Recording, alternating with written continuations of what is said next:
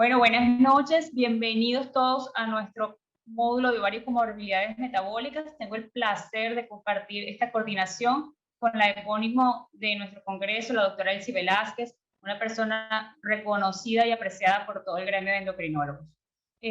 Gracias por estar todos con nosotros. Sigue la academia privando sobre la desidia. Vamos a iniciar nuestras conferencias con la doctora Lucy Dager, egresada de la Universidad Central, especialista en medicina interna y gastroenterología. Ha tenido un entrenamiento en hepatología en el Hospital Royal Free de Londres desde el 98 hasta el 2001 y del 2017 al 2020 trabajó como consultante en hepatología en Petersburg City Hospital de Reino Unido.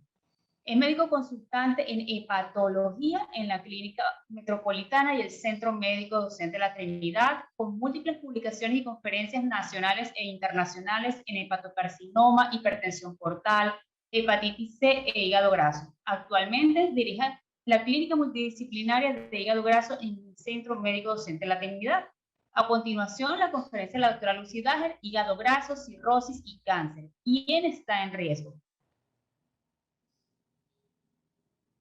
Gracias a la Sociedad Venezolana de Endocrinología por la gentil invitación. Y hoy les voy a hablar de hígado graso, cirrosis y cáncer. ¿Quién está en riesgo?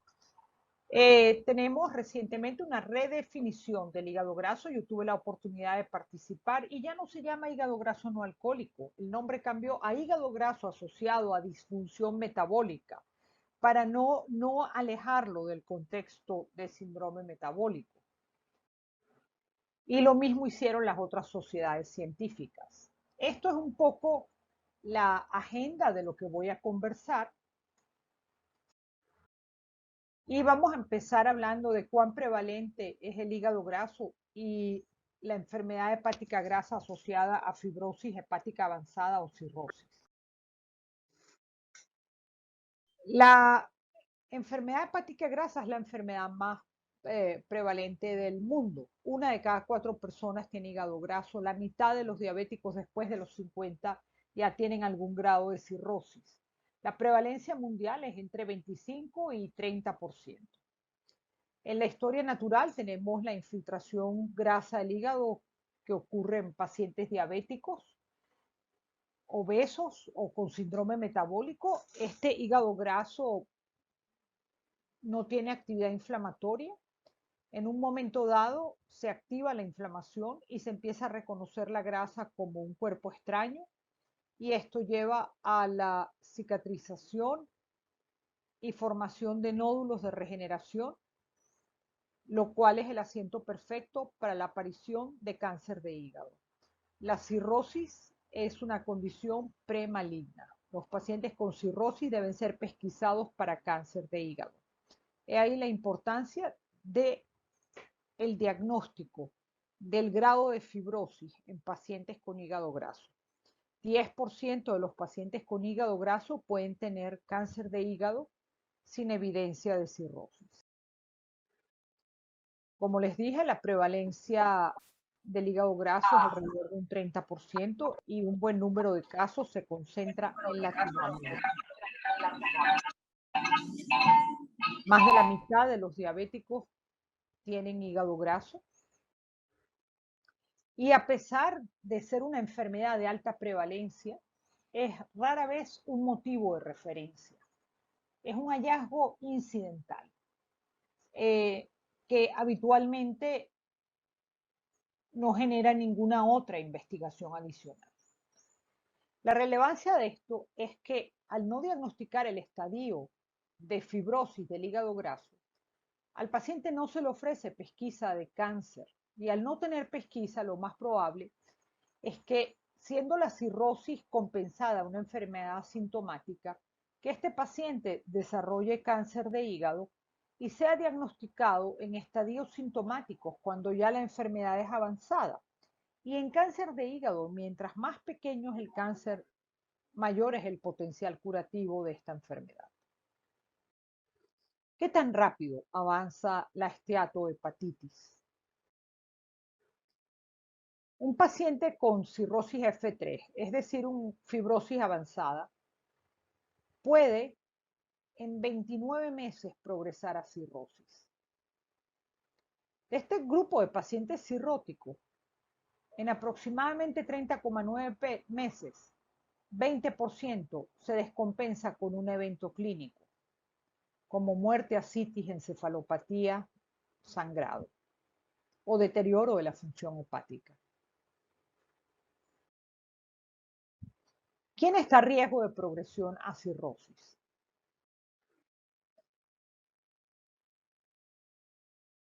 Los pacientes diabéticos tipo 2, pacientes con síndrome metabólico, pacientes obesos con un factor de riesgo y pacientes obesos.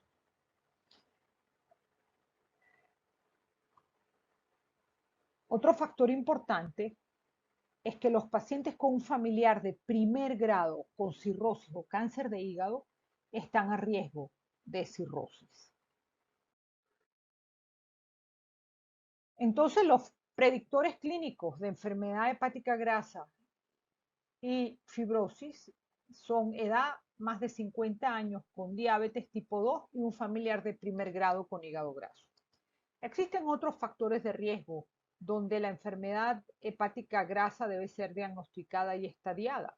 Pacientes con estilo de vida sedentario y elevado consumo de fructosa, sobrepeso y obesidad, un síndrome metabólico con 3 o más características, de origen hispano o asiático, dislipidemia, ovario poliquístico, panhipopituitarismo y apnea obstructiva del sueño.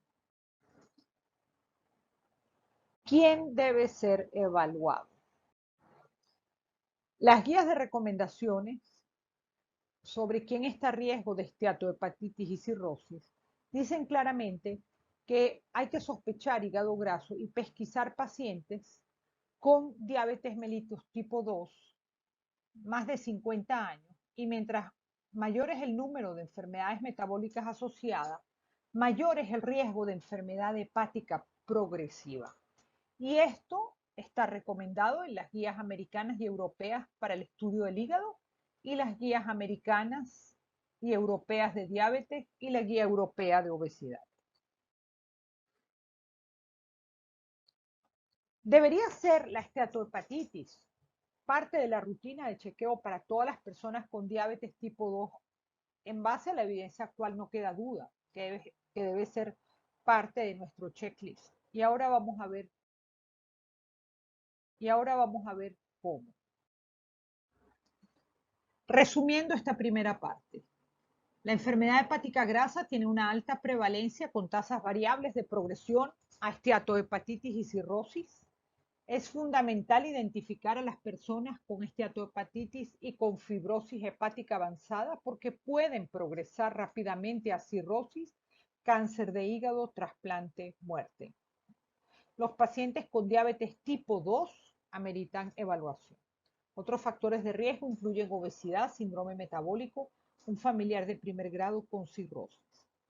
Hay biomarcadores de pronóstico no invasivos que facilitan la estratificación del paciente.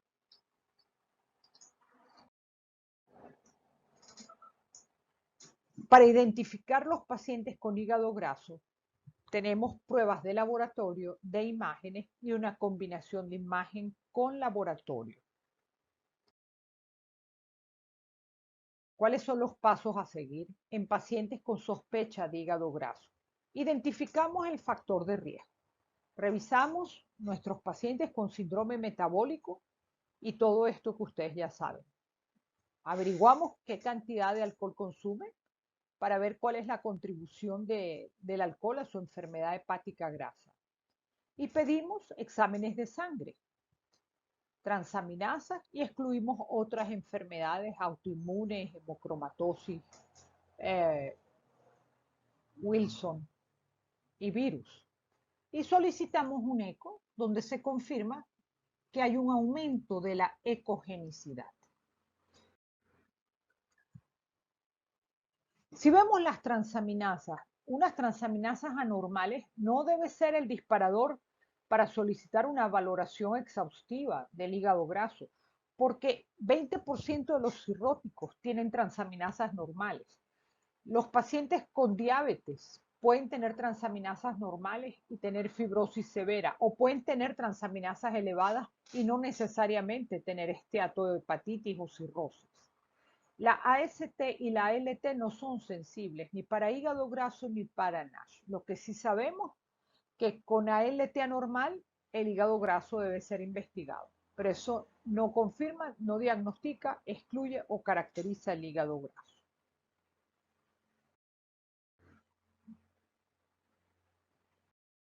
El ultrasonido, básicamente, nos puede mostrar cuando hay una cantidad de grasa mayor del 30%.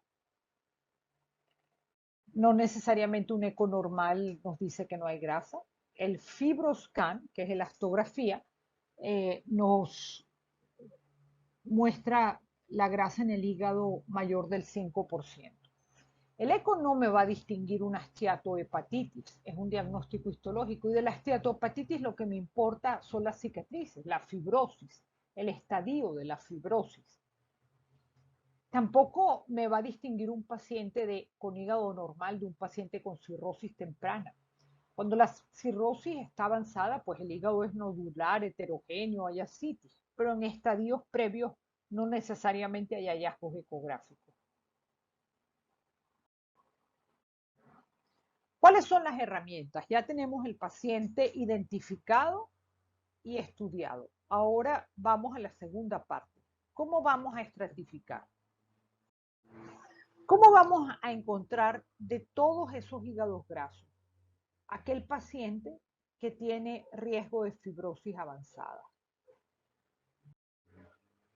¿Con una biopsia? No, la biopsia es realmente muy poco práctica para screening poblacional. No es algo que se pueda recomendar en la consulta para una enfermedad tan común. Es invasiva, tiene complicaciones, por lo que todo esto la hace un gold estándar imperfecto. Hay variabilidad de muestreo, variabilidad de observador, interobservador, intraobservador, y por eso se requieren otros métodos para estratificar la fibrosis en el hígado graso que pueden ser implementados a gran escala. Para esto tenemos exámenes de sangre, hay pruebas comunes.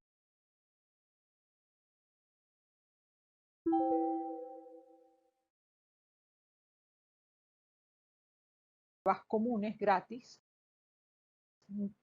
no invasivas, como el APRI, el FIB-4 y el NAFLD Fibrosis Score.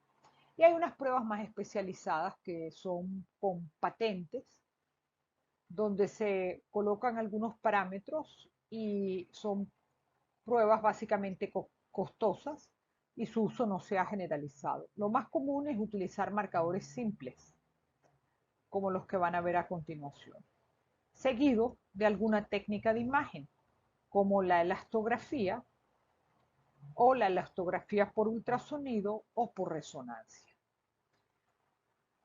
Claro, aquí hay que balancear la disponibilidad de todos estos métodos para el diagnóstico no invasivo de fibrosis hepática y el costo. Pruebas de laboratorio. Aquí lo más simple, lo más práctico, es el FIB-4, es AST por ALT entre edad y raíz cuadrada de plaqueta. La fórmula viene ya calculada online, gratis, por ejemplo, MDCalc. Estos scores, el FIB-4, el NAFLD score, el AST plaquetas, que es el APRI, tienen un buen valor predictivo negativo para excluir fibrosis. ¿Y cómo lucen estos scores? Aquí tenemos, por ejemplo, en esta calculadora MDCalc, FIB-4. Aquí colocamos la edad, la AST, es la calculadora a la derecha, las plaquetas, la LT, y eso nos da un número. Y si es menos de 1,3 no hay cirrosis y más de 2,3 nos orienta a que hay fibrosis avanzada o cirrosis. Perdón, más de 2,67. El FIB-4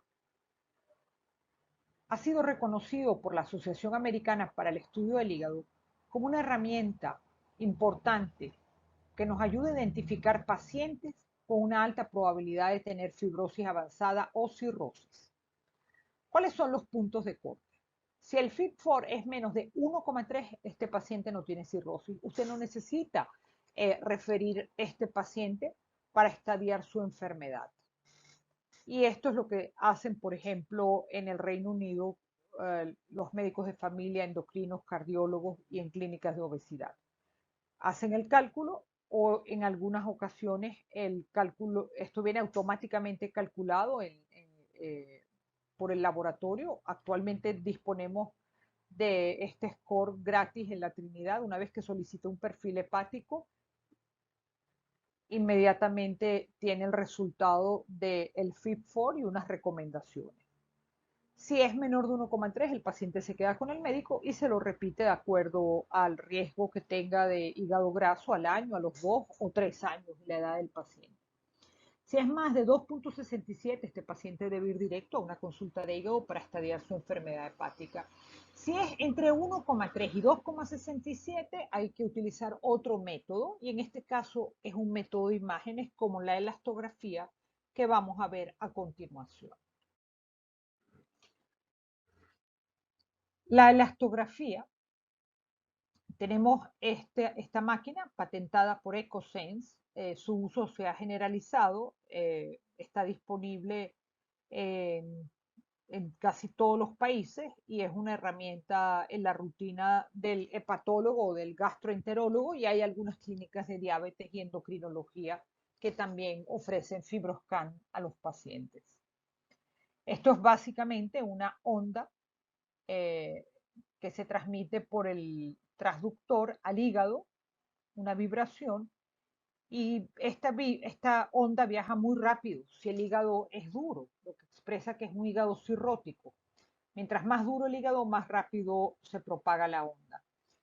Y el número es más alto. Se mide en kilopascales, menos de 5 es un hígado normal y más de 8 es un hígado cirrótico. También se puede medir la cantidad de grasa hepática. Es una prueba que se hace en 5 minutos. Y la obesidad, actualmente contamos con un transductor XL y estoy muy contenta de informarles que tanto en Centro Médico Docente La Trinidad, en la clínica de hígado graso, vamos a tener el FibroScan, y en la Policlínica Metropolitana. Pienso que probablemente en 2 meses más.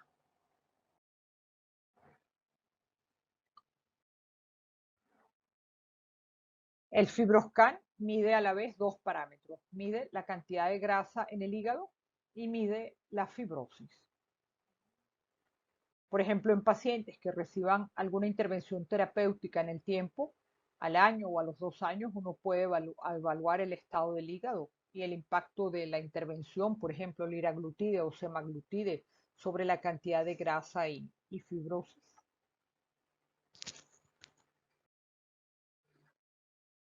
En la Trinidad vamos a tener también disponible la elastografía hepática, la elastografía esplénica, perdón, aparte de la elastografía hepática. Esto nos habla de la severidad de la cirrosis.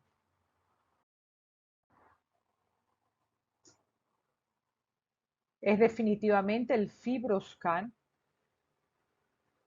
el método de imágenes más preciso para excluir fibrosis avanzada.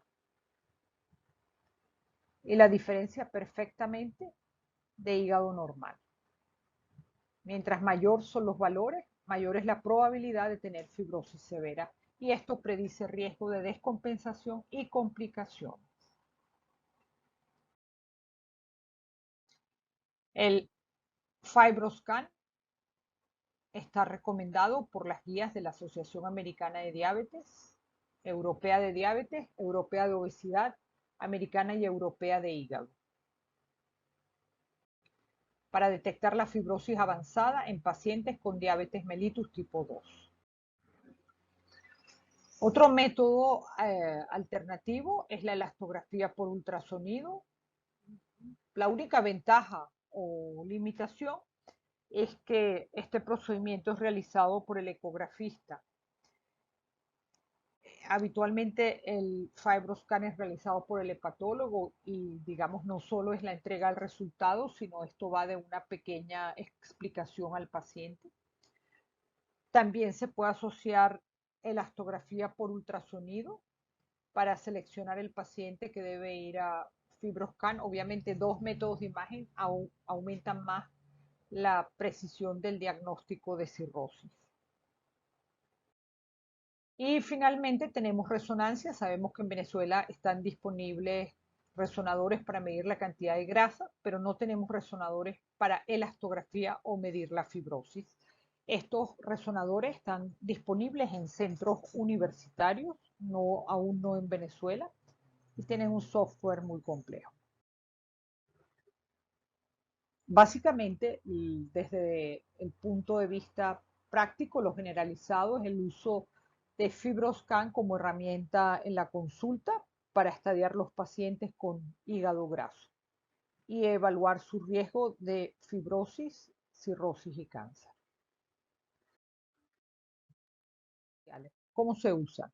Si yo tengo un paciente con un FIB-4 menos de 1.36, estoy clara que no tiene cirrosis, pero si está entre 1.30 y 2.6, este paciente está en una zona indeterminada. Les mencioné antes que este paciente debe ser referido para FibroScan. Y FibroScan igual, diferencia muy bien F0 de F1 de F3, F4. Pero el área indeterminada entre F2 y F3 se hace aún más pequeña. Y el seguimiento de este paciente determinará si su siguiente medición da para fibrosis avanzada o si da hacia ausencia de cirrosis durante el seguimiento. Pero definitivamente dos pruebas, una en sangre de laboratorio seguida de un método de imágenes, aumenta la sensibilidad y la especificidad y nos permite clasificar adecuadamente un buen número de pacientes.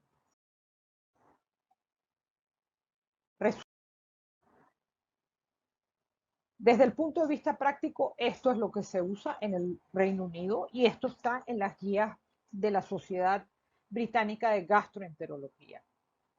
El resumen de la conferencia es, usted tiene un paciente con hígado graso por ultrasonido con un screening negativo de enfermedades hepáticas, es decir, negativo para autoinmune, virus, alcohol. Una vez que tiene ese paciente con hígado graso, uno tiene que determinar el riesgo de fibrosis y calcula el FIB-4 en estas calculadoras online o puede hablar con sus laboratorios para que le entreguen el resultado automatizado.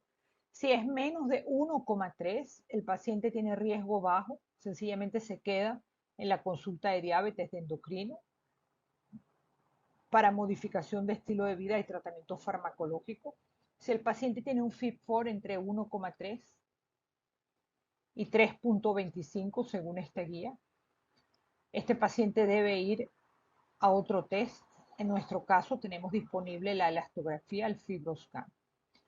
¿Qué hacemos con ese resultado? Si el FibroScan es menor de 8, 7.8, menor de 8, este paciente regresa a su consulta y el médico lo refiere nuevamente en 1 o 2 años para seguimiento y evaluar su riesgo de progresión a cirrosis. Si el paciente tiene un FibroScan mayor de 8 kilopascal, este paciente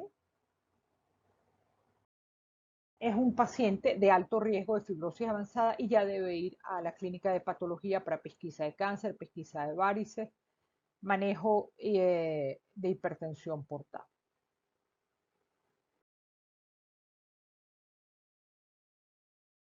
Al final,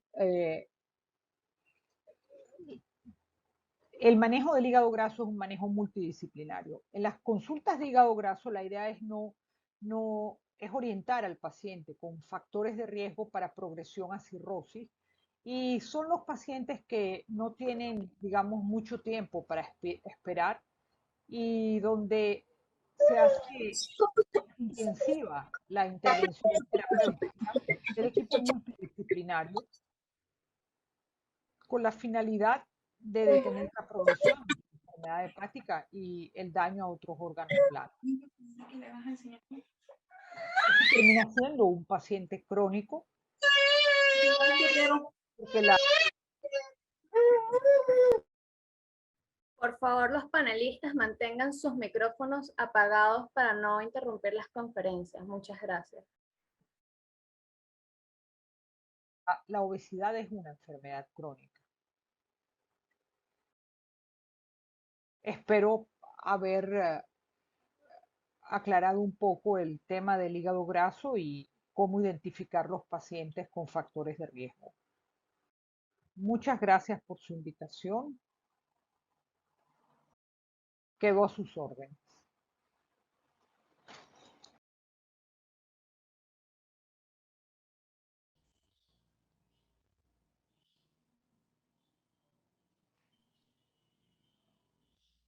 Doctora Ilenis, encienda su micrófono. Excelente conferencia, doctora Dager. Excelente información que de verdad nos va a ser muy útil a la hora de la consulta. Para continuar, vamos a tener al doctor Luis Daniel Segura, médico egresado de la Universidad Central de Venezuela, de la Escuela Dr. José María Vargas, cirujano general egresado de la Universidad Central, del Hospital Domingo Luciani, ginecobstetra egresado de la Universidad Central, Hospital Domingo Luciani, diplomado en endocrinología reproductiva de la Universidad Alcalá de Henares, España, coordinador docente de la Maternidad Santa Ana hasta del 2005 al 2012, y actualmente tiene su ejercicio profesional en la Clínica Leopoldo Guerrever. Les recordamos que en el box pueden ir colocando sus preguntas. Al final de las conferencias, con gusto van a ser contestadas por nuestros panelistas. Bienvenido, doctor Luis, con su conferencia Valor de la hormona antimuleriana en la fertilidad femenina.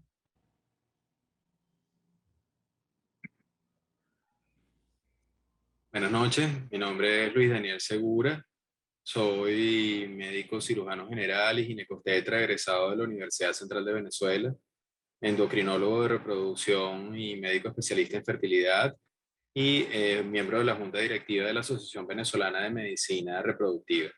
Muchísimas gracias al comité organizador del 22º Congreso de Endocrinología y Metabolismo por su gentil invitación, con el objetivo de llevar a cabo el desarrollo de la charla Valor de la hormona antimuleriana en el área de fertilidad.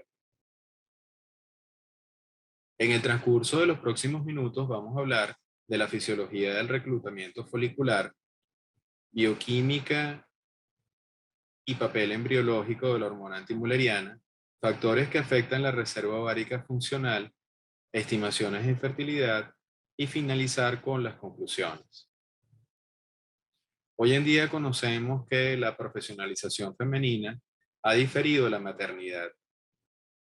Indudablemente la paciente busca tener determinadas metas cumplidas desde el punto de vista profesional, realización de determinados posgrados, obtención de ciertos niveles académicos y estabilidad emocional, económica o de pareja que le permitan estar en el momento óptimo para la búsqueda de su embarazo. Ello ha traído consigo el diferir el momento de la obtención de esa prueba positiva de gestación.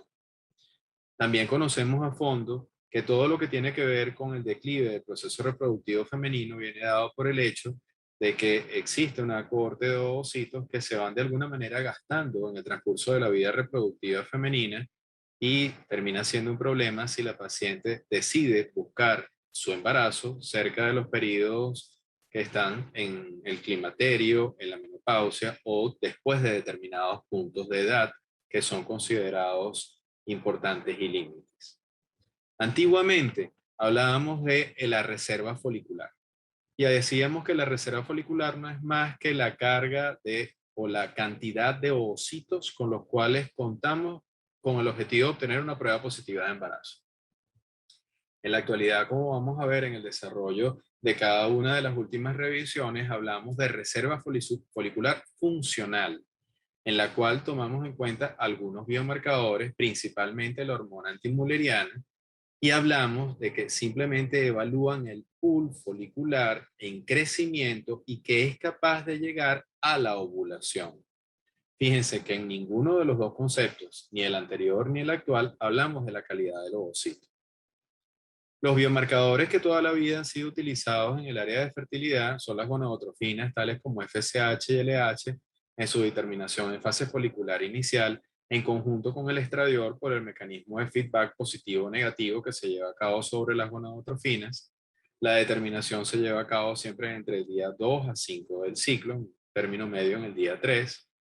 Y en el transcurso de la evaluación de este factor femenino también nos hemos dado cuenta de que existen factores puntuales tales como el hecho de que en el envejecimiento del ovario existen picos de elevación de los estrógenos y es posible que un estrógeno que que esté localizado por encima de 60-80 picogramos por mililitro nos dé una falsa FSH baja y que nos hable de una reserva folicular que está un poco más alta en una paciente de edad avanzada, de manera tal que tendríamos un falso resultado de reserva folicular. Los valores de inhibina B, que en conjunto con las gonadotrofinas han sido utilizadas durante todo este periodo como plan de estudio biomarcadores en la evaluación de la reserva folicular femenina, y el tema que nos ocupa, que es la hormona antimülleriana. El otro factor a tomar en cuenta y que es un marcador pero ultrasonográfico es el contagio antral folicular, que no es más que la determinación en fase folicular inicial a través de un ultrasonido transvaginal del número de folículos que se presentan en los ovarios entre 2 y 10 milímetros de diámetro. Y se ha visto que tienen una muy buena correlación con el biomarcador que presenta más sensibilidad en la actualidad, que es la hormona antimülleriana. Los biomarcadores utilizados en la determinación de esa reserva folicular son la hormona antimülleriana, inhibina B, hormonas gonadotrópicas como FSH y LH y por supuesto por su mecanismo de feedback, el estradiol.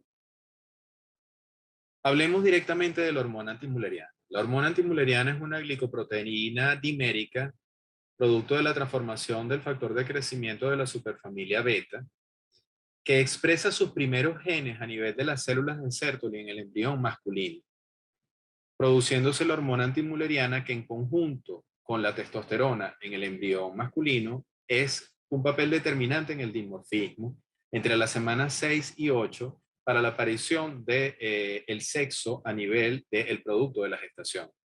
La testosterona en conjunto con la antimülleriana es la que permite que se lleve a cabo en los varones el desarrollo de los conductos de Wolff que va a dar origen al epidismo, conducto deferente y vesículas seminales, mientras que en el caso de la mujer continúan desarrollándose los conductos de Müller y darán origen a las trompas, útero, cuello uterino y tercio superior de vagina. Hoy en día conocemos que la hormona antimülleriana es secretada fundamentalmente por las células de la granulosa provenientes desde los folículos primarios, secundarios, antrales y antrales pequeños. Esa concentración de células de la granulosa a medida que va aumentando proporcionalmente la concentración de la hormona antimülleriana. No solo a nivel de la matriz glicoproteica que se produce y que se va concentrando a nivel del folículo antral, sino también de forma similar a nivel del torrente sanguíneo. La hormona antimülleriana soporta y regula el crecimiento de los folículos y hace una selección de los folículos para la ovulación. Es un regulador negativo en el desarrollo folicular, inhibe el crecimiento de los folículos antes de que ellas se hacen sensibles a la hormona folículo estimulante e inhibe la actividad de la aromatasa, que sabemos que a nivel de las células de la granulosa es la encargada de llevar a cabo la transformación de la testosterona proveniente de las células de la teca hacia estrógeno. Recordemos que a medida que los estrógenos van subiendo a nivel del folículo que se está llevando a cabo en la maduración ovocitaria, ese estrógeno hace un mecanismo de feedback negativo sobre la hormona antimülleriana. En in vitro se ha visto que inhibe la proliferación de las células de la granulosa cuando colocamos, por ejemplo, el ovario de los ratones en contacto con la hormona antimuleriana recombinante. Estudios interesantes vamos a ver posteriormente con respecto a lo que puede ser el futuro de la anticoncepción y la hormona antimuleriana recombinante. La estimación de la reserva folicular funcional tiene determinados valores que son modificados por las condiciones puntuales particulares de la paciente. Así, por ejemplo, sabemos que pueden haber entornos patológicos en los cuales aquellas pacientes que se encuentran en periodos, en sitios en los cuales existe marcadas diferencias estacionales, existe un déficit de vitamina D que puede llegar hasta un 18-20% en los periodos en los cuales la vitamina D desciende durante el invierno. Y en forma proporcional desciende la hormona antimuleriana. Las alteraciones también en concentración de la hormona antimuleriana se observan en pacientes obesas, aparentemente relacionados con la leptina. Igualmente, hay disminuciones del valor de la hormona en pacientes portadores de la mutación desde el BRCA1 o en pacientes que son portadores de mutaciones de la metiltetrahidrofolato reductasa. Una parte merece el síndrome de ovario poliquístico, que sabemos que es la principal alteración ginecológica endocrina, en la cual, si tenemos que hacer una definición concisa y precisa de lo que está sucediendo, es que existe una alteración de la maduración folicular. Existe una gran cantidad de folículos que son capaces de producir una gran cantidad de hormona antimuleriana que suele estar localizada en valores mayores a 3,14 a 4,45 nanogramos por mililitro y que en oportunidades llega a ser hasta 6 veces más del valor de la hormona antimuleriana en pacientes de la misma edad y que no son portadores de la patología. La insuficiencia ovárica precoz conocemos hoy en día que es una patología que se presenta en pacientes menores de 40 años de edad que están cursando con amenorrea y que súbitamente la presentan, evidenciándose que las gonadotrofinas en fase folicular inicial se encuentran elevadísimas con una antimuleriana extremadamente baja. Es mandatorio en ellas la evaluación y descarte del síndrome de Turner, así como enfermedades autoinmunes relacionadas con el ovario. Y fisiológicamente una reducción de la hormona antimuleriana que se observa en la menopausia. Ahora bien, hormona antimuleriana y patologías tumorales y cáncer. En el caso de los tumores de células de la granulosa, son aproximadamente el 70% de los tumores que son derivados de los cordones sexuales. Observamos cómo es un marcador que se encuentra francamente elevado en aquellos momentos en los cuales se hace el diagnóstico de la tumoración y cómo posterior a su remoción, su descenso es brusco, pudiendo ser utilizado como un biomarcador de tratamiento de la enfermedad. En el caso de los cánceres cervicouterinos, en oportunidades igualmente la hormona antimuleriana se encuentra elevada, ya que la expresión de los genes de la hormona antimuleriana pueden estar presentes en tejido endometrial, en tejido cervicouterino, a nivel incluso de mama y de próstata. En pacientes con linfoma de Hodgkin, así como en pacientes con patologías autoinmunes tales como el lupus eritematoso sistémico, se observa un nivel básico de hormona antimuleriana que puede estar ligeramente disminuido con respecto a la población que no presenta la patología. En el caso particular de pacientes con lupus eritematoso sistémico y dependiendo de lo florida que sea la enfermedad, en oportunidades vemos que cuando se le asocia el uso de medicamentos tales como la ciclofosfamida, el descenso del valor de la hormona antimuleriana es aún más marcado posterior al tratamiento. Por supuesto, cuando estamos hablando de patologías oncológicas, siempre es importante recordar que la salud femenina en la actualidad contempla el hecho de que si la paciente desea desarrollar su potencial reproductivo, lo pueda llevar a cabo el día de mañana. De manera tal que es importante llevar a cabo una determinación de la hormona antimuleriana para reserva folicular temprana, es decir, llevarla a cabo antes del tratamiento y posterior, por ejemplo, a recibir la quimioterapia. Sabemos que los agentes alquilantes son directamente deleterios de los valores de la hormona antimuleriana y por lo general la recuperación de la hormona antimuleriana nos habla de la recuperación de la función ovárica, Mientras mayores son los valores basales de la hormona antimuleriana antes del tratamiento oncológico, suele ser más rápida la recuperación de la función ovárica.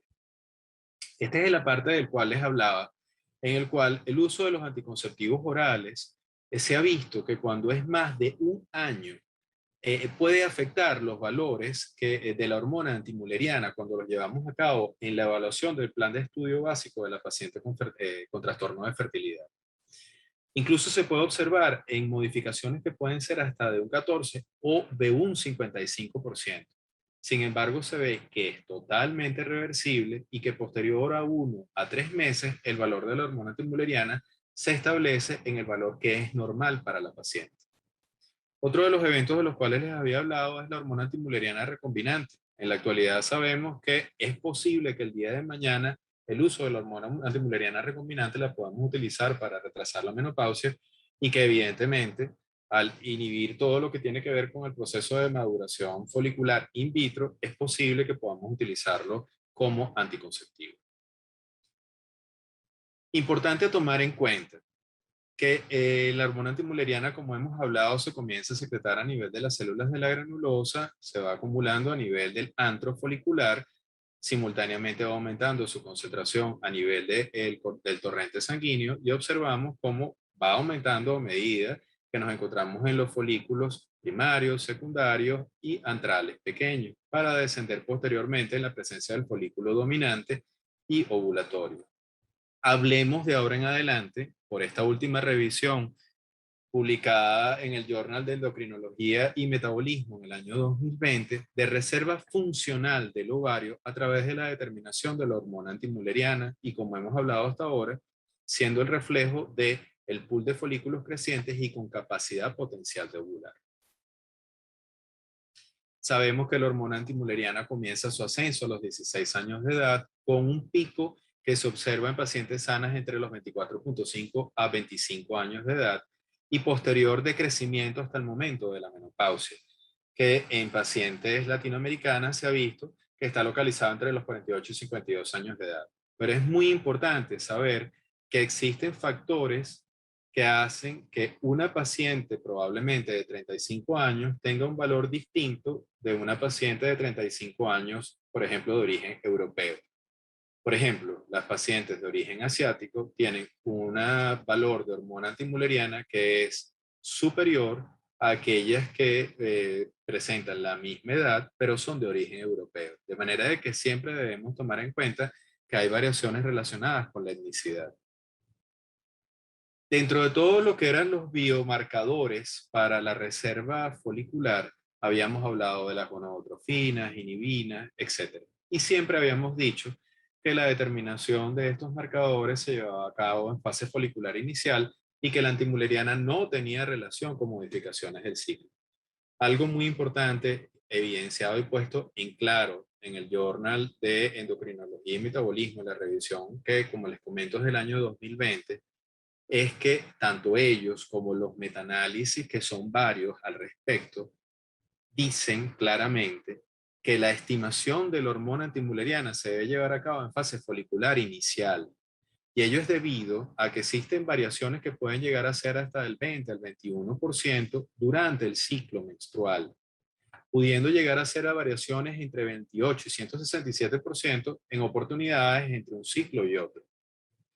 Así como también existen variaciones en el puntaje antral folicular dentro de una paciente en un ciclo con respecto al siguiente. A mayor hormona antimuleriana, mayor puede ser la variación durante el ciclo menstrual. Por lo tanto, es recomendado el día de hoy que la hormona antimuleriana sea tomada junto con el resto de los biomarcadores en fase folicular inicial. Algo sumamente importante es qué significa cut-off, es decir, en qué momento nosotros podemos hablar de que los valores de la hormona antimuleriana nos comienzan a llamar la atención para determinados valores pronósticos. Existen dos isoformas, la prohormona antimuleriana y la ANC, con dos pruebas que son sumamente confiables, la Gen 2 Beckman y la Alexis de Roche. Ambas hacen detecciones de isoformas, sin embargo, no existe consenso para el cut-off de la misma.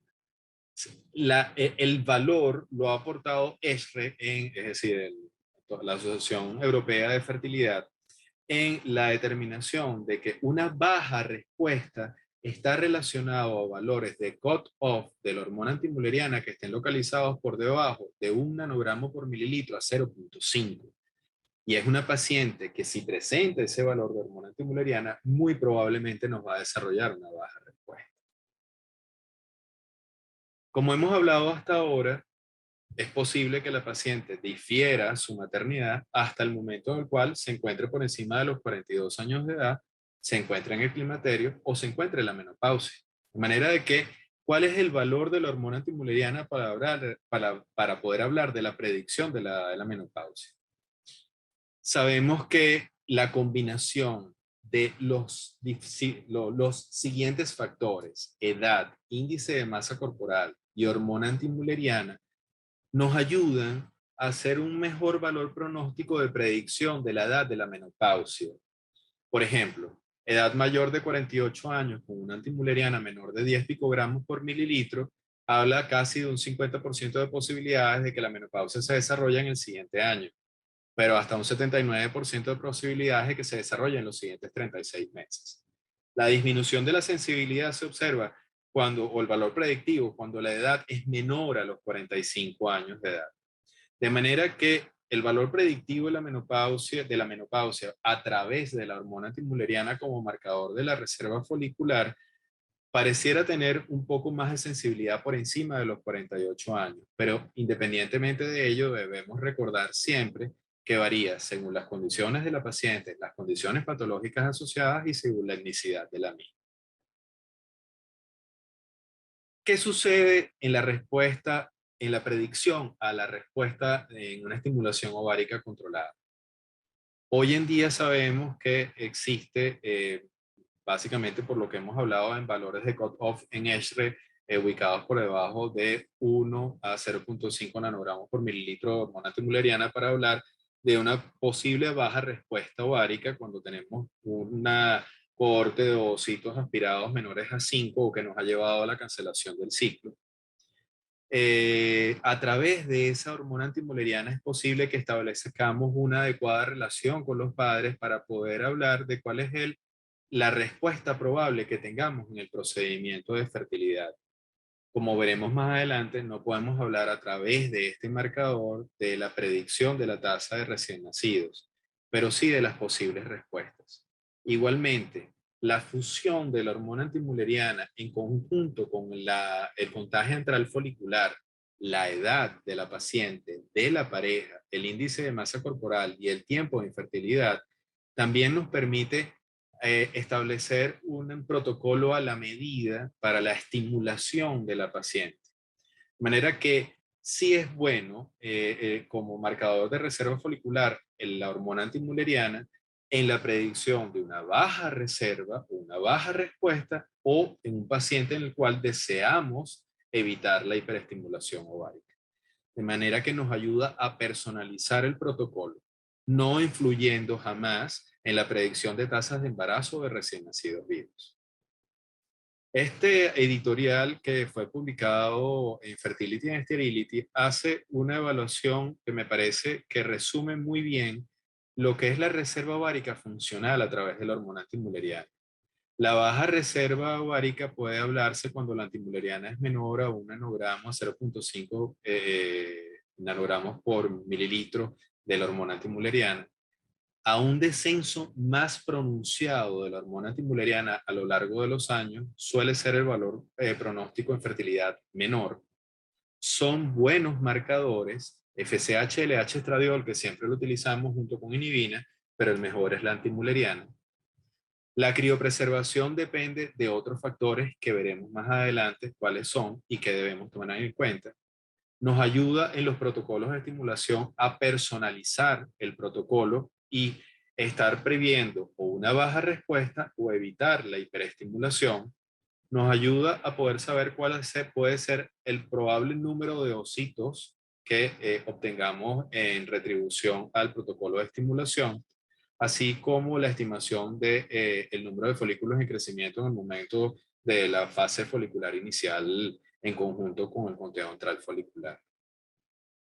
Observemos cómo se hace mucho hincapié en el editorial publicado de Fertility and Sterility, cómo las reducciones de la hormona antimülleriana van produciéndose y llegan a un momento puntual que suele estar localizado entre los 35 y 36 años, en los cuales el descenso de la hormona coincide con una disminución de la tasa de recién nacido vivo a término, producto de óvulos propios. Ellos lo hacen la parte con el objetivo de hacer del conocimiento, que si bien es cierto que existe una disminución a medida que disminuye la concentración de la hormona antimülleriana, ella debe ser siempre asociada a la edad de la paciente. Es decir, no es lo mismo tener una hormona antimülleriana baja en una paciente de 30 años de edad que tener una hormona antimülleriana probablemente normal en una paciente de 40 a 42. Porque una paciente con una hormona antimülleriana baja a una edad de 30 años es posible que tenga una buena calidad ovocitaria, mientras que la paciente que presenta una antimülleriana baja o normal, pero a una edad mayor, la calidad ovocitaria suele ser mucho menor. ¿Es capaz la hormona antimülleriana de predecir el éxito en la inseminación intrauterina? Definitivamente es altamente capaz de hacer un buen marcador de reserva, pero todos los estudios clínicos randomizados analizados en metaanálisis demuestran que no predice la tasa de embarazo o de recién nacido vivo. Predicen el éxito de la fertilización in vitro, igual que en el caso de la inseminación intrauterina, es excelente marcador de reserva. Sin embargo, nos permite perfectamente hablar con el papá y predecir en nuestro protocolo cuál puede ser una paciente baja respondedora o cuál puede ser una paciente en la cual debemos tener en cuenta el evitar una hiperestimulación ovárica. Pero no es capaz de predecir las tasas de embarazo o de recién nacidos vivos. Ayuda en la posibilidad, predicen en los embarazos o tasas de recién nacido vivo en cualquiera de los dos procedimientos, sea alta complejidad o sea baja complejidad. Ayudan la posibilidad de conocer la cantidad de ovocitos que podemos obtener. ¿Cuál puede ser la respuesta ovárica que tengamos? Pero es imposible que podamos conocer la calidad del gameto obtenido. Se debe fusionar siempre a variables como la edad femenina, edad masculina, calidad espermática, protocolo de estimulación, calidad de los embriones y técnica utilizada en el laboratorio. Definitivamente, en este comité de opinión sobre los diferentes biomarcadores, publicado en el año 2020, observamos cómo la combinación de pruebas para hablar de reserva ovárica, definitivamente aquellos que tienen mejor sensibilidad son la hormona antimülleriana y el contagio antral folicular, que tienen mucha más cohesión entre sí para hablar de una adecuada o no reserva folicular. Sin embargo, fíjense que pueden haber valores discordantes hasta en un 30% entre el contagio antral folicular y la correlación con la hormona antimülleriana. Es decir, son muy buenos marcadores, pero pueden tener entre sí discordancia, a pesar de que los sigamos utilizando y de que constituyen el tope de línea en la actualidad dentro de la evaluación de la reserva ovárica de la paciente. Ambos tienen débil asociación con la predicción de la calidad ovocitaria y no pueden actuar como predictores de la tasa de embarazo de recién nacido vivo. Algo sumamente importante, ¿a quién le debemos realizar estos marcadores? Y el comité de opinión es muy enfático. Solamente se debe realizar este marcador a aquella paciente que, habiendo probado el hecho de salir embarazada, no ha obtenido una prueba positiva de embarazo que signifique bebé en casa. De otra forma, no debe ser realizada, a menos que la paciente, por motivos personales, por delimitación de eventos a largo plazo en metas profesionales, en metas emocionales, de pareja o económicas, desee criopreservar o preservar su fertilidad para un futuro.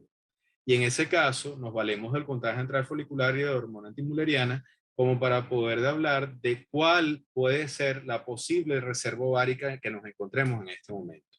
Pero de otra forma, no es recomendada llevarla a cabo como estudio de rutina en cualquier paciente, solo en aquella paciente que esté en un plan de estudio de fertilidad por razones bien precisas o que desee preservar su fertilidad futura. Podemos concluir que en la actualidad debemos hablar de reserva ovárica funcional, que definitivamente los niveles de hormona antimuleriana son los biomarcadores más sensibles para, en conjunto con el contagio antral folicular, hablar de reserva ovárica. Que existe dificultad en los valores de cutoff para la determinación de los valores de hormona antimuleriana. Sin embargo, debemos hacer el aparte de la baja respuesta que se presenta y que fue delimitada por ESRE, y en la cual los valores menores a 1 a 0.5 nanogramos por mililitro hablan de un posible valor pronóstico o una baja respuesta folicular. El hecho de que exista la hormona antimuleriana en la actualidad y de fusionarla con el valor del contagio antral folicular nos ayuda muchísimo a establecer o acercar a los papás al hecho de conocer cuál es la reserva ovárica y si este es el verdadero problema que está afrontándose dentro del evento de fertilidad, que la paciente lo introyecte. Definitivamente es una forma más directa y que por lo general los que trabajamos día a día en el área de fertilidad observamos que una mamá que probablemente se ha hecho la antimuleriana porque ya se la pediste en consulta y la trae, en el momento en el cual lo evidencias, ella ya ha investigado y sabe perfectamente qué es lo que sucede al tener una antimuleriana que está localizada por debajo de 0.5. En el caso de los protocolos de estimulación ovárica, permite la creación de los protocolos a la medida en el paciente, tratando de salvar aquellas bajas respuestas y de evitar los síndromes de hiperestimulación ovárica. Saber que no tiene valor predictivo al hablar del posible éxito del procedimiento de fertilidad en tasas de embarazo o en tasas de recién nacido vivo, y que siempre debe ser usado el valor de la hormona antimuleriana asociado a variables tales como edad, respuestas previas en ciclos de estimulación y el contagio antral folicular. Todo ello con el objetivo de tener la mayor objetividad y precisión y llevar al paciente hacia el método de estimulación personalizado que sea mejor para él. Por su atención, muchísimas gracias. Entramos en el ciclo de preguntas y respuestas en el momento en el cual el coordinador lo considere necesario.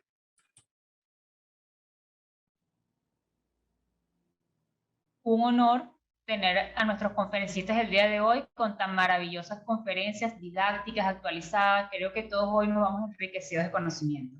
Para culminar este ciclo, tenemos a una excelente colega, la doctora Liliana Fu, con su conferencia acerca del síndrome de ovario poliquístico. La doctora Fu, especialista en medicina interna, endocrinología y enfermedades metabólicas, jefe del servicio de endocrinología y metabolismo del Hospital Universitario de Caracas, directora del posgrado de endocrinología y enfermedades metabólicas del Hospital Universitario de Caracas de la Universidad Central de Venezuela, miembro titular de la Sociedad Venezolana de Endocrinología y Metabolismo y miembro de la LEC.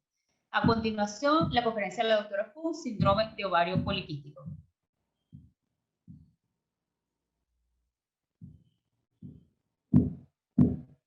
Buenas noches. Gracias a la Junta Directiva de la Sociedad Venezolana de Endocrinología y Metabolismo por invitarme a dar esta conferencia. Quiero felicitar a la doctora Elsie Velázquez por ser elegida como epónimo de este congreso. La doctora Elsie Velázquez ha realizado múltiples investigaciones y publicaciones en esta área tan importante y prevalente como lo es el síndrome de ovario poliquístico. Vamos a conversar sobre el enfoque clínico actual. No tengo conflicto de intereses en la realización de esta conferencia. El síndrome de ovario poliquístico es un trastorno clínico heterogéneo caracterizado por hiperandrogenismo y anovulación crónica.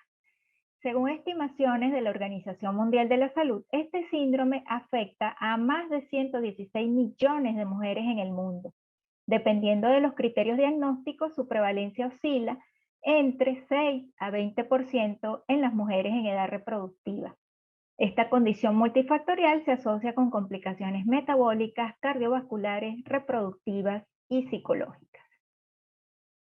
La fisiopatología de este síndrome es heterogénea, compleja y multifactorial.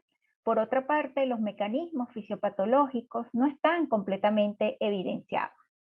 El SOC va a reflejar un círculo vicioso que se perpetúa a sí mismo y que involucra disfunción neuroendocrina, metabólica y ovárica. Dentro de los factores genéticos involucrados en el desarrollo de este síndrome se describen una alta frecuencia de polimorfismos genéticos, tanto en vías neuroendocrinas como metabólicas y reproductivas en mujeres con SOP. También hay factores epigenéticos, intrauterinos, del estilo de vida, medio ambiente, factores neuroendocrinos, resistencia a la insulina y obesidad. Los mecanismos fisiopatológicos fundamentales incluyen la disfunción hormonal, resistencia a la insulina y el hiperandrogenismo, que no solamente es un hiperandrogenismo ovárico, sino también suprarrenal. Todos estos mecanismos fisiopatológicos van a conducir a alteración de la foliculogénesis ovárica y desarrollo de las manifestaciones clínicas y comorbilidades asociadas a este síndrome. Como lo comenté anteriormente, existen numerosas vías involucradas en el desarrollo del síndrome ovario poliquístico. Por lo tanto, se describen varios fenotipos del mismo, como lo veremos más adelante. Las consecuencias metabólicas del SOP incluyen el síndrome metabólico, que es 2 a 3 veces mayor en pacientes con SOP, incluso en adolescentes, siendo este riesgo mayor en los fenotipos hiperandrogénicos. En relación a la obesidad, dependiendo de la raza, etnia y población estudiada, la tasa de obesidad varía entre 50 a 80%. Tanto las adolescentes como las mujeres mayores con SOP tienen un mayor riesgo de obesidad. Está también presente la resistencia a la insulina, que como lo comenté es un mecanismo fisiopatológico central en el desarrollo de este síndrome. El riesgo de intolerancia a la glucosa es 3 veces mayor en pacientes con SOP, independientemente del índice de masa corporal. En relación al riesgo de diabetes tipo 2, un gran estudio transversal mostró un riesgo similar de diabetes tipo 2 en los 4 fenotipos.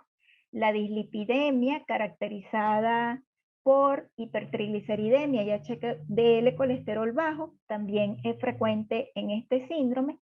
La prevalencia reportada de hipertensión arterial varía considerablemente. La mayoría de los estudios no muestran un riesgo continuo de hipertensión arterial independientemente del índice de masa corporal después de la menopausia, y los datos en adolescentes son limitados. Existe también evidencia de aterosclerosis subclínica en mujeres jóvenes con SOP, pero este riesgo no está claro después de los años reproductivos, por lo que se requieren estudios longitudinales para evaluar el riesgo cardiovascular específicamente en la posmenopausia. La apnea obstructiva del sueño se ha relacionado con este síndrome y no se debe exclusivamente a la obesidad, por lo tanto es importante la evaluación adecuada en pacientes con síntomas. Las pacientes con SOP tienen aumento del riesgo de hiperplasia endometrial e infertilidad. Las mujeres premenopáusicas con este síndrome pueden tener un riesgo de 2 a 6 veces mayor de cáncer de endometrio. Una vez embarazadas, estas pacientes tienen mayor riesgo de aborto, diabetes gestacional, hipertensión inducida por el embarazo y preeclampsia, entre otras complicaciones. Estas comorbilidades aumentan en los fenotipos hiperandrogénicos.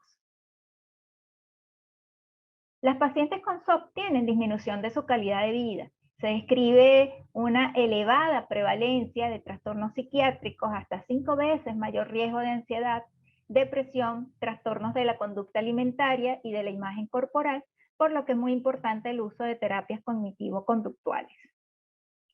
En el año 2018, la Red Internacional de SOP, formada por expertos internacionales y múltiples sociedades científicas, publicó las recomendaciones basadas en evidencia para la evaluación y manejo del síndrome de ovario poliquístico. Sin embargo, quedan todavía muchos desafíos para comprender el diagnóstico y el tratamiento del síndrome de ovario poliquístico y se siguen publicando artículos sobre las controversias en el mismo. Recientemente se publicó un artículo que guía el tratamiento y resume las consecuencias, desafíos en el diagnóstico y manejo de este síndrome. La doctora Andrea Donaev también hace poco publicó un artículo donde destaca las limitaciones que tienen los criterios diagnósticos individuales, lo que puede dar lugar a una clasificación errónea de los fenotipos de SOP. De hecho, análisis genéticos recientes han sugerido que estos criterios no identifican subtipos de SOP biológicamente distintos.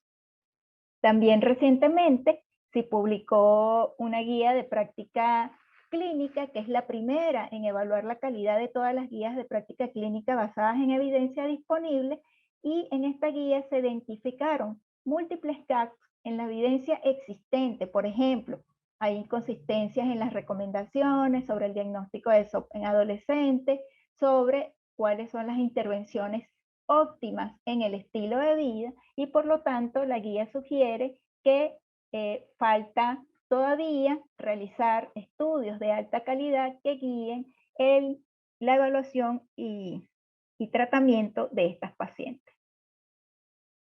No existe una prueba diagnóstica específica que identifique de manera inequívoca al SOP.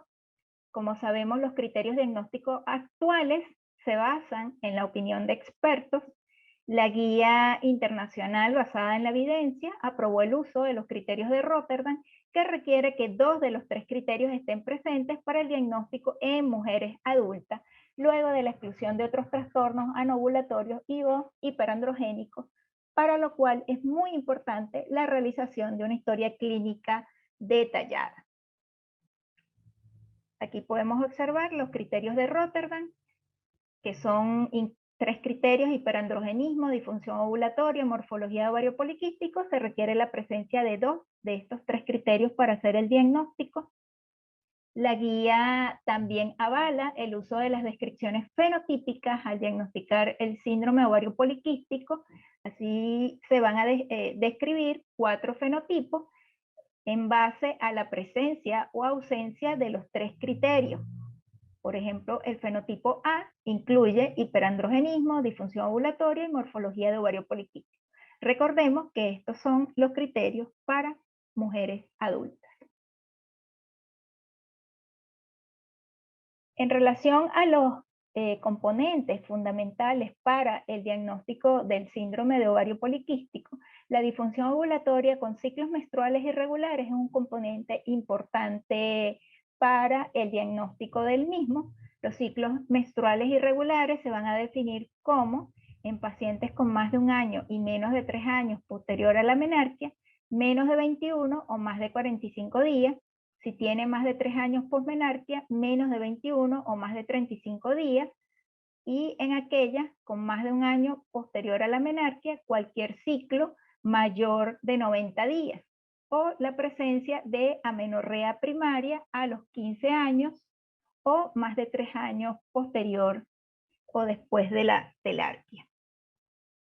Es importante tener presente que entre las mujeres con síndrome de ovario poliquístico, quienes tienen o informan ciclos menstruales regulares, se ha encontrado que entre el 20 y el 30% pueden tener ciclos anovulatorios con la evaluación bioquímica de la ovulación. Y por eso se recomienda la determinación de ovulación mediante la medición de la progesterona sérica en la fase lútea. En relación al hiperandrogenismo clínico, se debe tener, como lo comenté, una historia clínica exhaustiva para detectar los síntomas y signos de hiperandrogenismo clínico, como son el acné, la alopecia y el hirsutismo, y en adolescentes el acné grave y el hirsutismo. Se debe utilizar la escala de Ferriman-Gallwey para definir el hirsutismo y la gravedad del mismo, y recordemos que va a variar según la etnia. El hiperandrogenismo bioquímico se puede determinar a través de la medición de la testosterona libre calculada, el índice de andrógenos libres o la testosterona biodisponible. Lo importante es utilizar el método estándar para la determinación de la testosterona total, que es la cromatografía líquida, espectrometría de masa. En pacientes que tengan testosterona normal y tengan alto índice o sospecha de hiperandrogenismo, se puede realizar la determinación de androstenediona o de hidroepiandrosterona sulfato. En relación a los criterios ecográficos, desde la definición original de los criterios de Rotterdam de morfología de ovario poliquístico, ha habido muchos desafíos en relación a las características de diagnóstico óptimas que involucran el número de folículos y el volumen ovárico. Se recomienda que el ultrasonido debe ser transvaginal, utilizando alta resolución, y en este sentido el número de folículos por ovario debe ser mayor a 20 o un volumen ovárico mayor de 10 mililitros.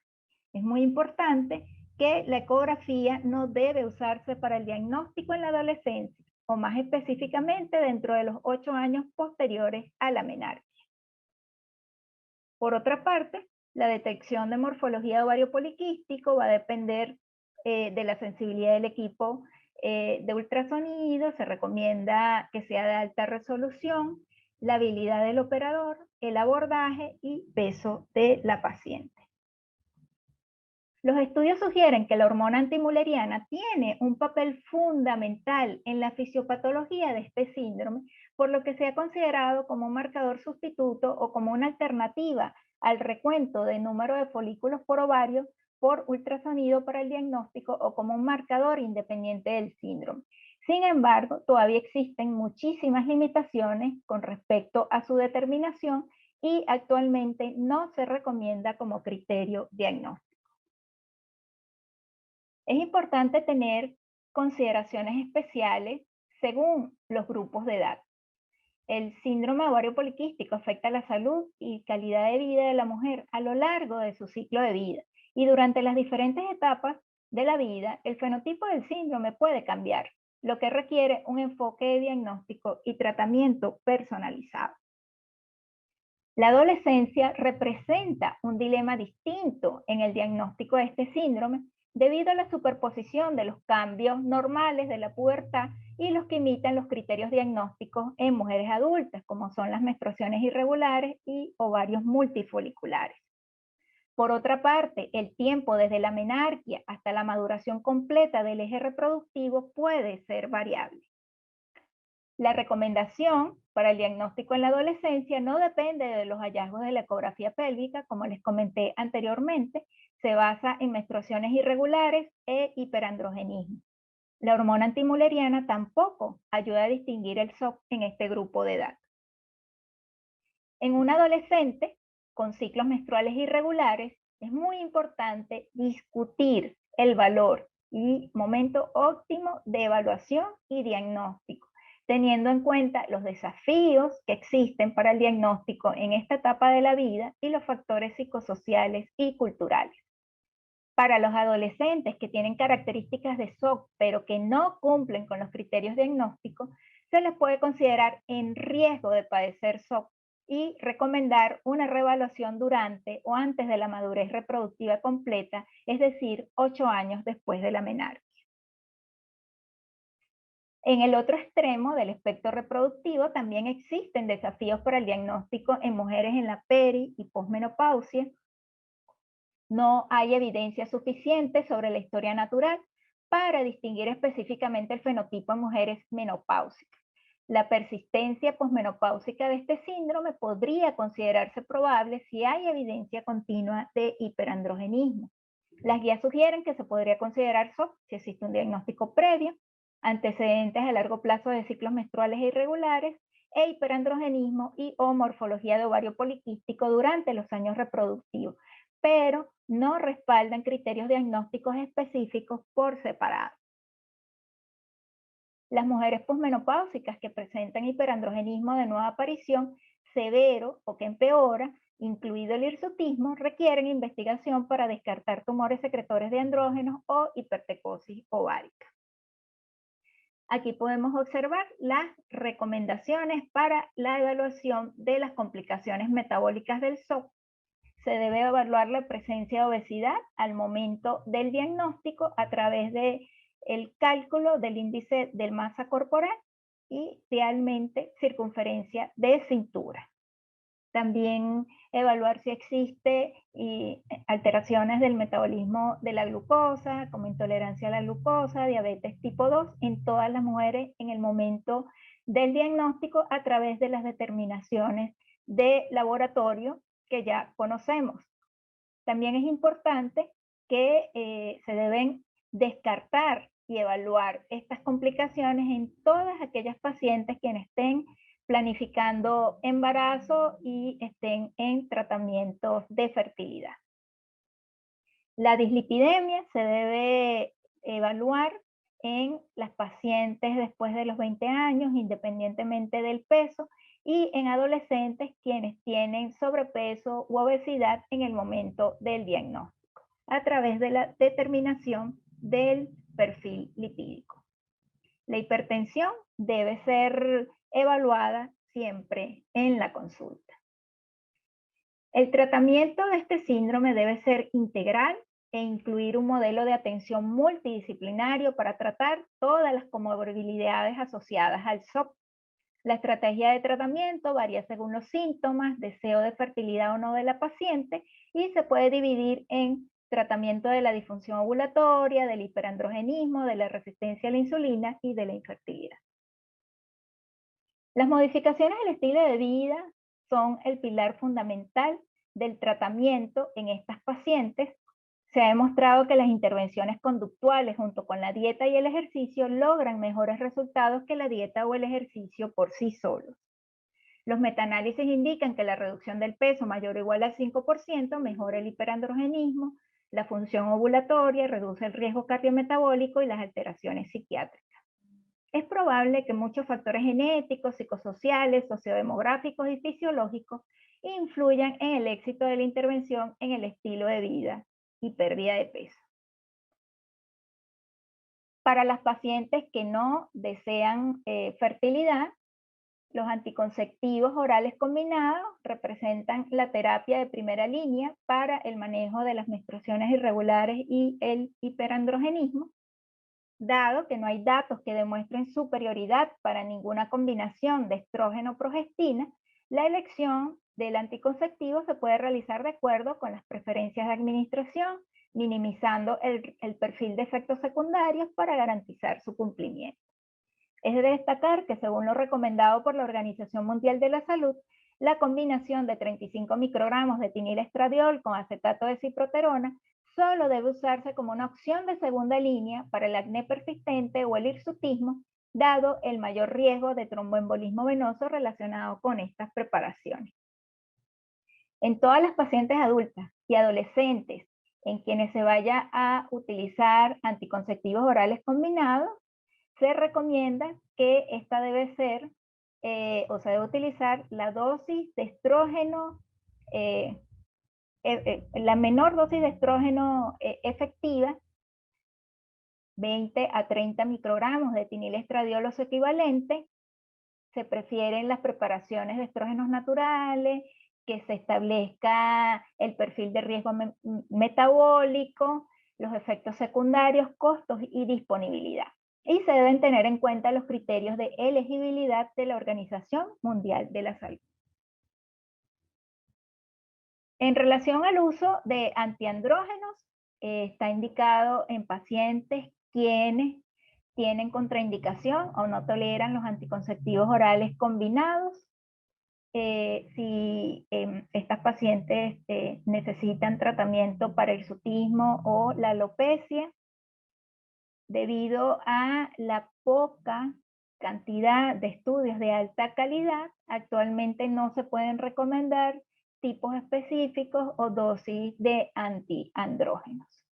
Es también importante que en pacientes en edad reproductiva, si se va a usar antiandrógenos, se debe utilizar con anticoncepción eficaz por los efectos teratogénicos potenciales de estos fármacos. Aquí podemos observar los órganos potenciales para el tratamiento de las complicaciones metabólicas del síndrome de ovario poliquístico.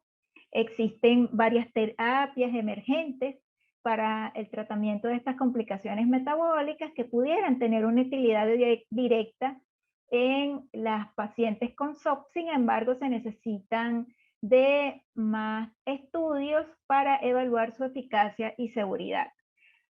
Se tienen incluso resultados prometedores con el uso de inhibidores de SGLT2 y también con el uso de las terapias duales GLP-1 y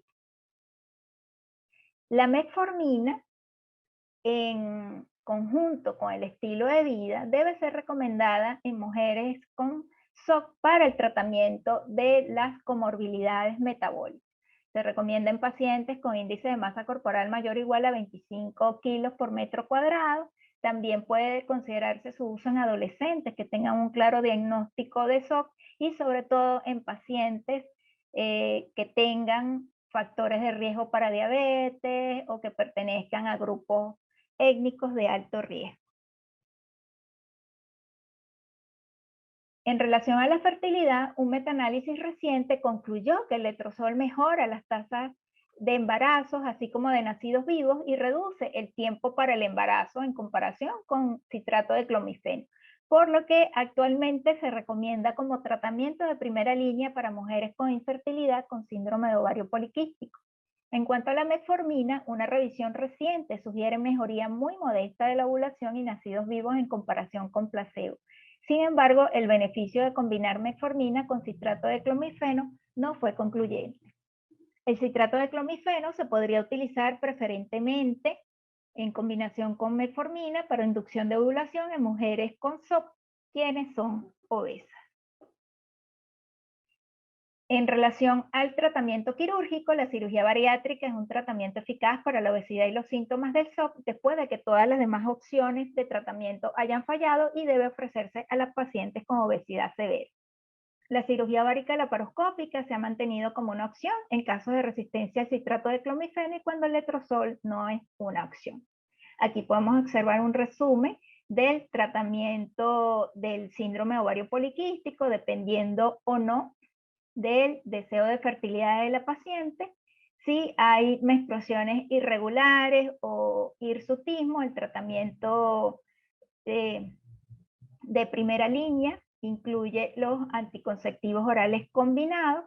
Recordar que en el tratamiento del hirsutismo se debe ofrecer a las pacientes los métodos cosméticos, la terapia de primera línea, como comenté, anticonceptivos orales y segunda línea antiandrógenos. Y para el tratamiento de las complicaciones metabólicas, el uso de metformina.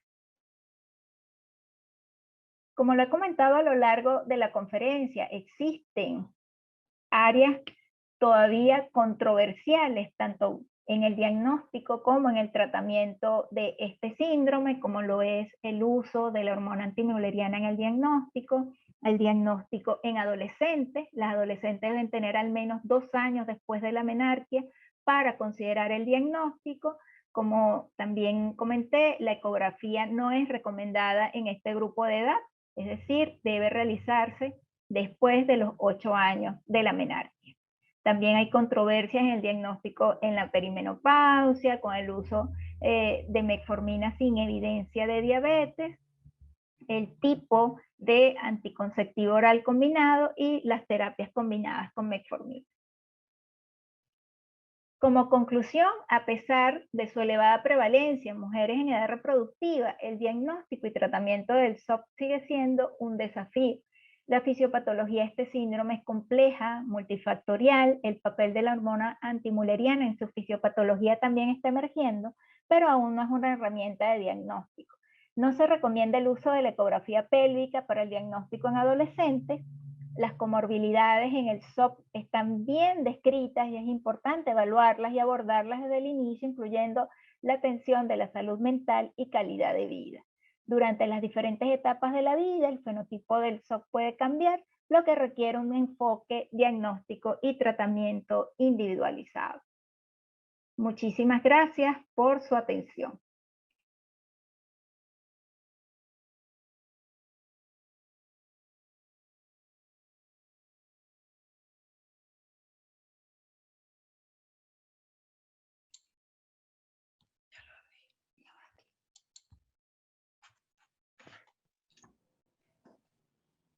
Mil gracias. Okay. Mil gracias por estas excelentes conferencias. Realmente ha sido un simposio que ha dejado una excelente mensaje para todos los que estamos viendo pacientes, que enfoca la parte diagnóstica en ginecoendocrinológica con los aspectos metabólicos y las comorbilidades posteriores.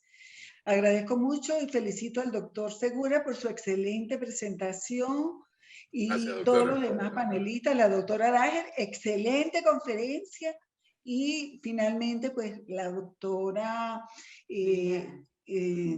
Liliana Fu, exacto, hizo un excelente resumen y bueno, espero que haya quedado bastante claro, pero sin embargo pues estamos abiertos a todas las posibilidades de preguntas para enriquecer más todas las experiencias de aprendizaje de este simposio.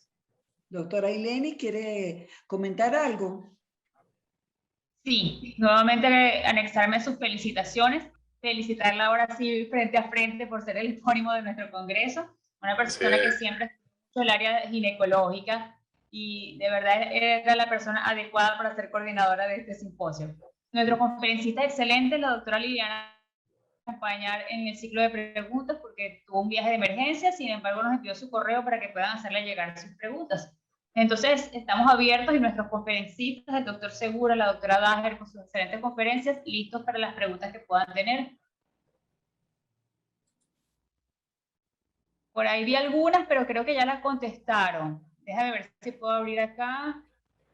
Sí, veo una que iba a responder en este momento y es si hay evidencia a favor del letrozol y metformina en el tratamiento de infertilidad.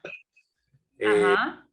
Ya explicaba muy bien la doctora que efectivamente en lo que se trata de medicamentos orales en la inducción de la ovulación, citrato de clomifeno y letrozol pareciera ser la vía para poder obtener una adecuada inducción de ovulación en la paciente con síndrome de ovario poliquístico. Sin embargo, es cierto que solamente hay evidencia de mejoría o de una sensibilidad mayor de obtención de una tasa de recién nacido vivo cuando se asocia a la metformina, cuando existe el trastorno metabólico asociado al SOP.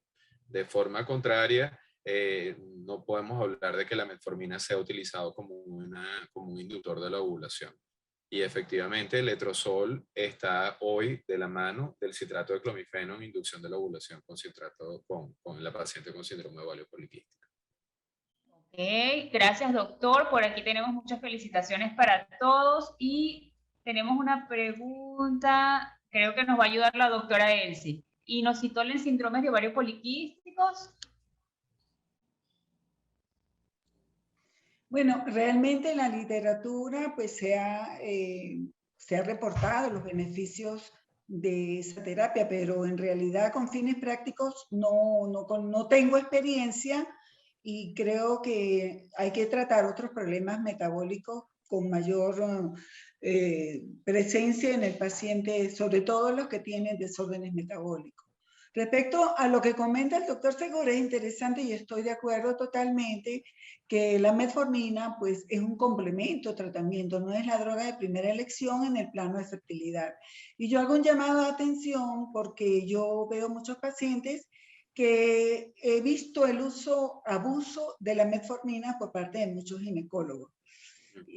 Muchas veces está indicando sin existir alguna patología, algún llamado a que los ginecólogos pues, valoren un poco más el caso en un plano multifactorial e indicar realmente la metformina en los casos que realmente justifica por alteraciones metabólicas y no necesariamente para fines de fertilidad. Lógicamente, si hay un desorden metabólico, antes de iniciar un programa de fertilidad, yo pienso que es un complemento de interés y que puede mejorar las tasas de ovulación, porque yo sí tengo esa experiencia, en las primeras experiencias en los años 80, que vimos que la mejoría de la resistencia a la insulina, antes de empezar la terapia de inducción, mejoraba la respuesta al clomifeno. Estamos hablando de hace 30, 40 años. O sea que no hay que descartar la posibilidad. Así es, así es. Siempre asociado a los cambios del estilo de vida, que muchas veces tiene, bueno, que tiene que ser nuestra primera línea o nuestro primer enfoque del paciente. Que creo que eso también lo olvidan otras especialidades, que simplemente se dedican a medicar y no se enfocan con el cambio conductual, el cambio en la alimentación, la actividad física, la importancia de eso, que podrían reducir mucho el uso de ciertos fármacos, ¿cierto? No sé si tenemos a la doctora Dager en línea.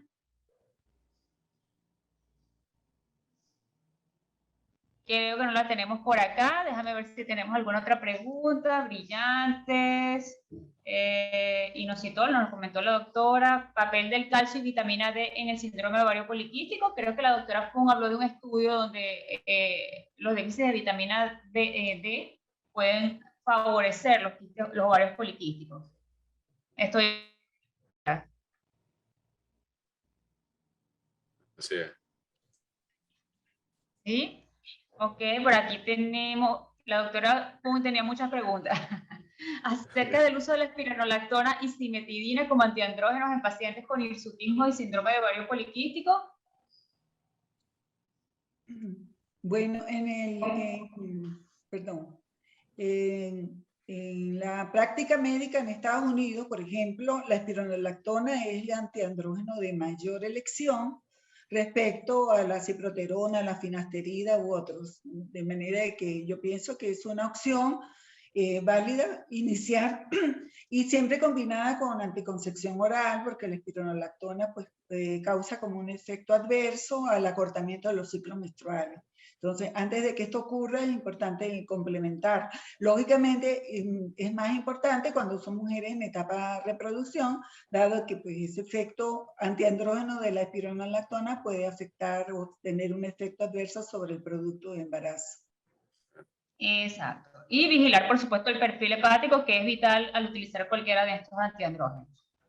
Quisiera preguntarle, doctora, el tipo de anticonceptivo, nos comentó algo ya la doctora Fung, pero bueno, para complementar, el tipo de anticonceptivo es ideal para este paciente con síndrome de ovario poliquístico. Ella comentó que realmente se debe recomendar los anticonceptivos bajo contenido de estrógeno, de 20 a 30 microgramos de estradiol, y a mí me gusta mucho el uso de la ciproterona o también el desogestrel.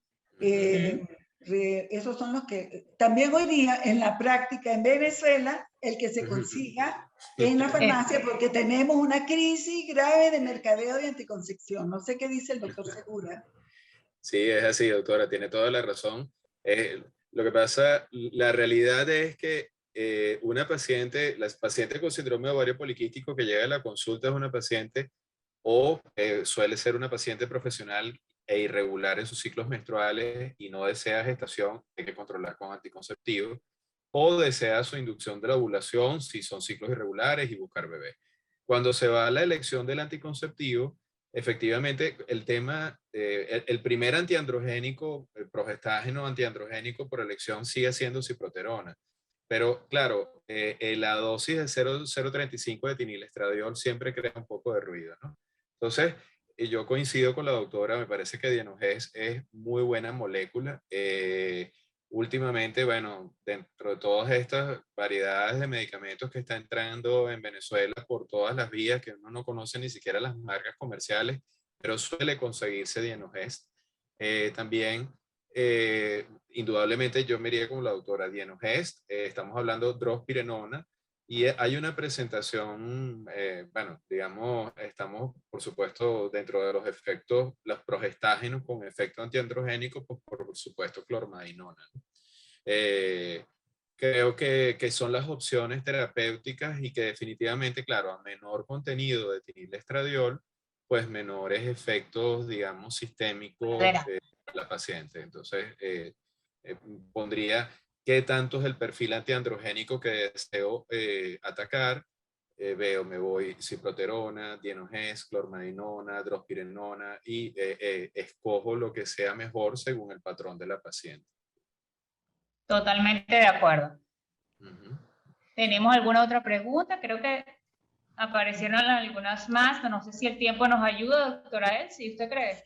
Bueno, yo creo que quisiera hacer una acotación para conectar la parte de, como de patología en la mujer con hiperandrogenismo.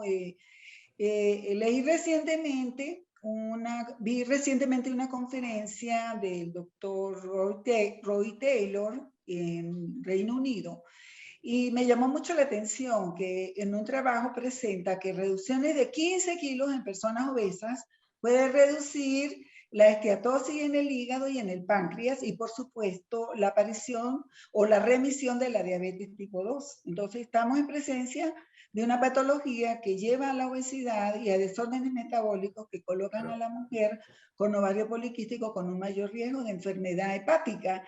Entonces, nosotros los que vemos pacientes con ovario poliquístico tenemos que manejar mucho esa parte de control del peso corporal, porque y a través de hábitos adecuados de alimentación y ejercicio. Estamos en pandemia y no hay ejercicio, y eso ha incrementado la obesidad, como otras conferencias anteriores nos dijeron, pero tenemos que trabajar en prevención. Y esa conferencia que dio la doctora Dager fue excelente, y nosotros como médicos tratantes de mujeres en edad reproductiva y obesidad, pues tenemos ese rol de prevención a largo plazo. Así es. Sí, pienso que lo ideal es entender que tenemos que prevenir, enseñar a la mujer desde que acude a la consulta que tenemos que prepararnos para los embarazos, y para ello tenemos que tener un buen perfil metabólico, y eventualmente para el momento de la menopausia también, porque ya vas a perder la protección estrogénica, así es que tienes que estar ya preparada para esas etapas de la vida. Creo que es uno de los mensajes que siempre debemos implementar los pacientes cuando acuden a la consulta, porque después a la hora de la fertilidad tienen problemas, a la hora de la menopausia desarrollan más patologías cardiovasculares. Entonces creo que es muy importante la parte de la educación en nuestros pacientes. Así es.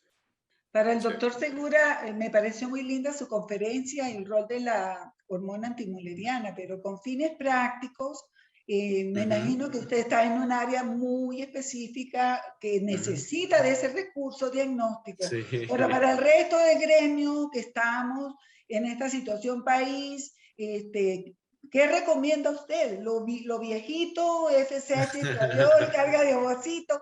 Porque nosotros, yo vivo en Mérida y tenemos laboratorios que se han preocupado de mantener una cantidad de estudios, pero la situación todos los días hay tropiezos.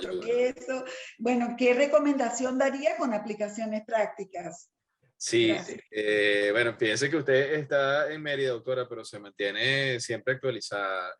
Realmente creo que el acercamiento al perfil de reserva ovárica funcional de la paciente siempre lo hicimos los especialistas en fertilidad a través de gonadotrofinas, estradiol, y por supuesto, bueno, en los últimos años asociamos inhibina, después vimos que no era tan bueno, y cuando vimos que la antimuleriana nos daba buenos resultados, y asociándolo al marcador ultrasonográfico del contagio central folicular daba mucha mayor sensibilidad, a mí se me abrió el cielo, por ejemplo, en la consulta, porque de alguna manera la paciente de fertilidad, antiguamente uno se suele desincorporar en la consulta de saber que el paciente muy probablemente no es médico.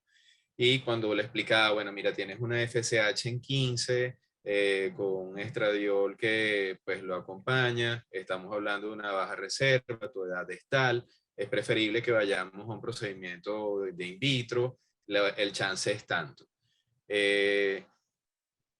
A mí creo que el biomarcador de gonadotrofinas, FSH, LH, estradiol, sí, lo sigo colocando dentro de mi perfil de estudio todo el tiempo. Sin embargo, en honor a la verdad, voy mucho hacia la antimulleriana y el contagio antral folicular, y la paciente, en mi percepción de la consulta, capta inmediatamente lo que está sucediendo, porque generalmente cuando le explicas en el ultrasonido, mira, tenemos tantos folículos antrales, debemos estar en más de 8 folículos antrales para una buena reserva folicular en este día. Vamos a ver cómo está tu antimulleriana. Si ella ve que hay 3 folículos antrales y no ha salido embarazada, muy probablemente el siguiente punto es, ella va a empezar a investigar. Y tenga la seguridad, cuando llega el valor de la antimulleriana, mi experiencia es, la señora llega a la consulta y me dice, doctor, este es el problema, ¿verdad? Es decir, ha acercado al fertilista digamos, la posibilidad de transmitir a la paciente de una forma efectiva cuando el trastorno es un trastorno de falla ovárica, por ejemplo, fácilmente ese diagnóstico a la paciente, y aun cuando no deja de ser duro si se trata de por ejemplo, una falla ovárica precoz, sí lo hace mucho más tangible al paciente que no es médico. Creo que para aquellos que no cuentan con la hormona antimulleriana, podemos seguir utilizando FSH, LH, estradiol. Tratemos de en algún instante asociar hormona antimulleriana y fusionarlo con contagio antral folicular. Y de verdad, existen actualmente unos criterios en protocolos de estimulación ovárica denominados criterios de estimulación, criterios Poseidón, que son basados en edad de la paciente, valor de la hormona antimulleriana y contagio antral folicular, con los cuales no solo somos capaces de prever una paciente que pueda tener una baja respuesta ovárica, sino también de prevenir la hiperestimulación en pacientes que van a estimulación ovárica controlada por un in vitro, generalmente por un in vitro, porque pues, en baja complejidad usamos dosis muy bajas. De manera que creo que podemos seguir utilizando los biomarcadores de sensibilidad FSH, LH, estradiol, asociémoslos al contagio antral folicular, y si tenemos la posibilidad de tener un laboratorio de confianza que pueda procesarnos una antimulleriana de calidad, valernos de esa gran herramienta y asociarlo al contagio antral folicular, y la paciente le va a engranar inmediatamente la idea y se va a dar cuenta de dónde se encuentra el problema si el trastorno es falla ovárica. Doctor, para terminar, yo quisiera saber qué opina usted del estatus actual de la criopreservación en el país. O sea, ¿dónde hay centros de criopreservación? ¿No cree que nos estamos quedando un poco atrás porque a veces hay ginecólogos que ven pacientes con endometriosis severa, no le plantean la posibilidad, oncólogos, incluso reumatólogos, y a veces nosotros mismos, pacientes que van avanzando de edad y no le planteamos la posibilidad? ¿No cree que nos estamos quedando un poquito atrás en eso? Oye, ese punto es realmente importante. La transmisión que uno trata de dar a los residentes en posgrado es que realmente no existe fertilidad como un área ampliamente analizada dentro de los posgrados. Y es por lo menos que el residente o el especialista en ginecobstetricia sepa cuándo debe orientar a una paciente a la búsqueda de su bebé, y si las condiciones no están dadas, pensar en la criopreservación. En fertilidad en Venezuela, fíjense que, bueno, está congresos como el de ustedes, que es una calidad extraordinaria, es decir, la medicina venezolana es muy buena. Sigue siendo, a pesar de toda la cantidad de especialistas que han emigrado.